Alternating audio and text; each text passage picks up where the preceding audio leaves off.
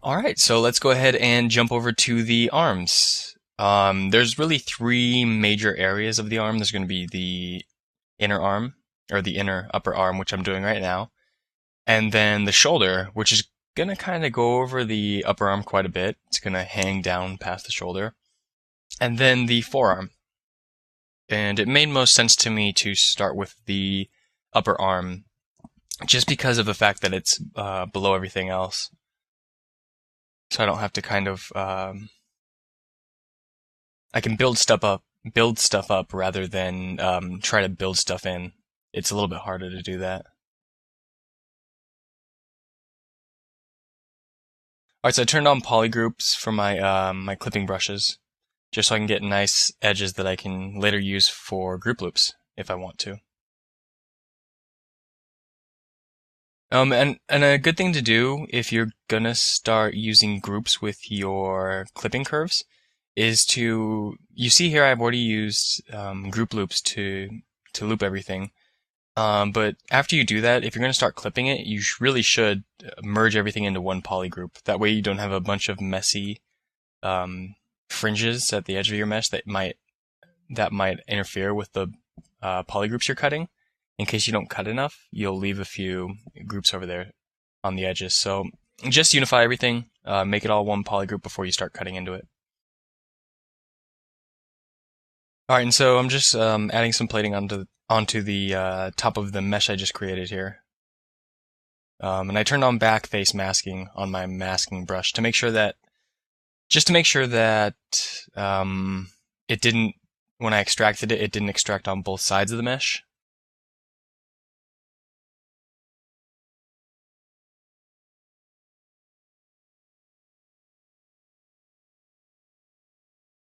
All right, so I'm just going to go ahead and clip around this, kind of following the shape of the mesh below it.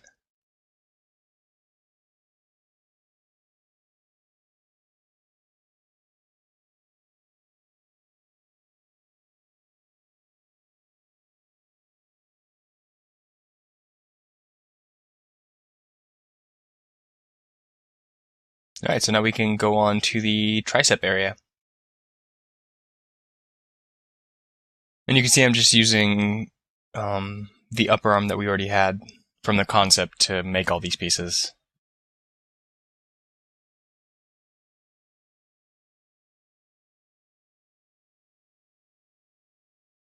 All right, I'm just going to clean up the mask a bit and extract it.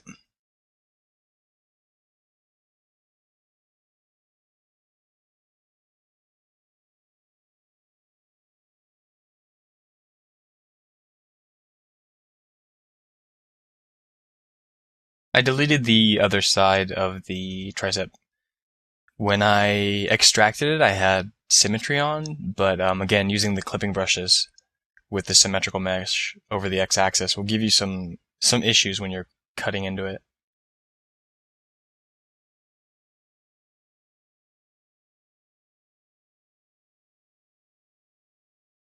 All right, and same as the bicep, I'm just going to go ahead and extract the an upper area of the tricep. And hopefully you can kind of start seeing some themes in the process by now. It's very repetitive, but it does. There's a reason it's repetitive. If I chose to do a different strategy for each object, the mesh would look completely just all over the place. So once you find a good way to go about the character or the object you're making, whatever it may be, just stick to it. Stick to what works.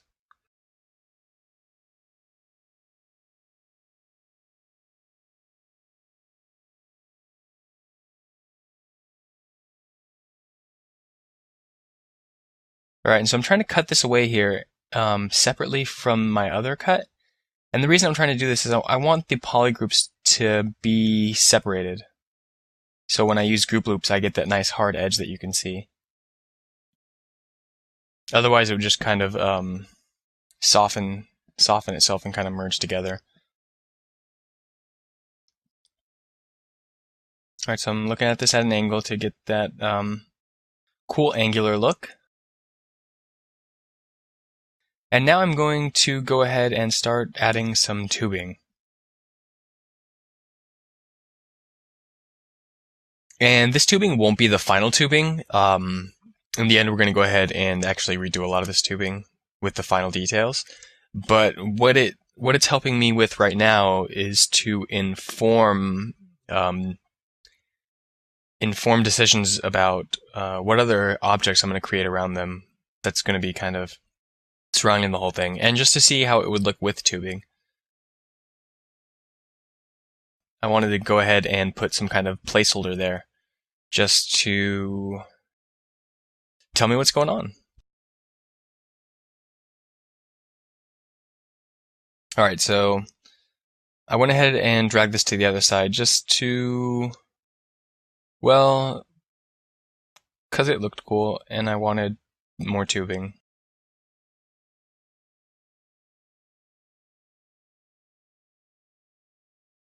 And you can see I kind of want to insert into this upper under shoulder area, which we're going to go ahead and create next.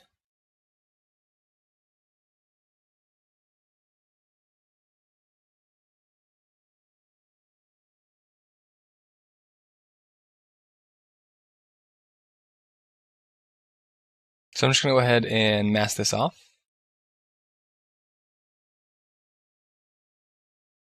And after I extract it, you'll never guess what I'm going to do with it next.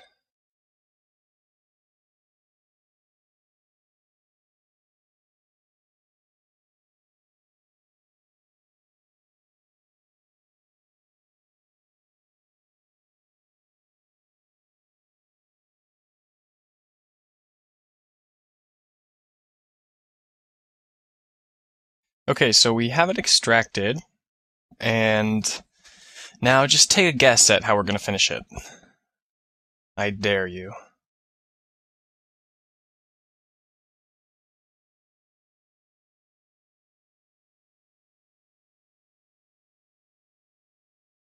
Alright, so after we go ahead and clip all this, I'm going to use clip circle center to kind of make it look like it's made for the tubing. And just kind of use the move brush to move it into position a little bit.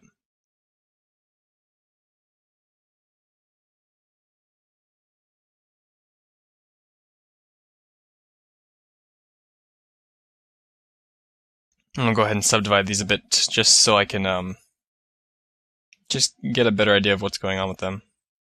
Kind of move them around, have more resolution to play with. Okay, so now I'm making a little insert here, like we saw in the fundamentals videos. So I'm just going to go ahead and extract this part of the Z-spheres.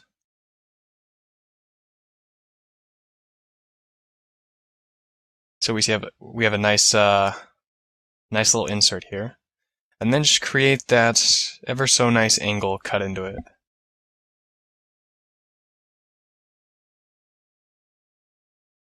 Alright, so that looks pretty good. And now I'm going to go ahead and use a bit of the trim dynamic brush to cut into the edges here. I wanted to kind of alleviate some of this 90-degree angle stuff that I have going on. So, and you notice this brush, this trim dynamic brush, is really, really successful at just breaking up a 90-degree edge into like a 45-degree edge or whatever you want it to be, really. It's really easy to cut into it. I wouldn't recommend using the H polish brush for this. It'll give you a lot of problems. But you can see I'm using it here, but that's already because I've used the trim dynamic to kind of define exactly how I want that to go. But again, the trim dynamic isn't really the best tool for getting a smooth result, but it gives you more. It gives you a more accurate result to the angles and overall shape that you want. But to clean it up, you should really use the H polish brush. So we're going to go ahead and move on to the shoulder pads now. And you can see I'm using the planar flatten brush to kind of push down all this extra, the overplating. so I can create the under piece. But you can see right now when I'm working on this, I didn't really realize it at the time, but the overall shoulder gets a little bit flat. And you'll kind of see this. You notice in the concept mesh, the shoulder pad had a really nice circular, almost spherical feel to it. And when I used the planar flatten brush to get under this, it kind of ruined that effect. So I'm actually going to go ahead and do this piece twice, but I think it's important to see the process either way.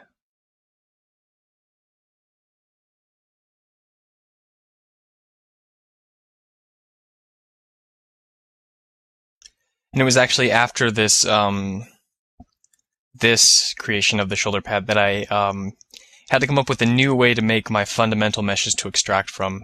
And so in the next one, I'll go ahead and use just a standard polysphere.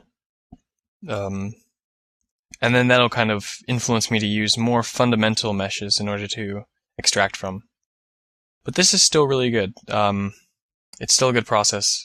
And you should just really use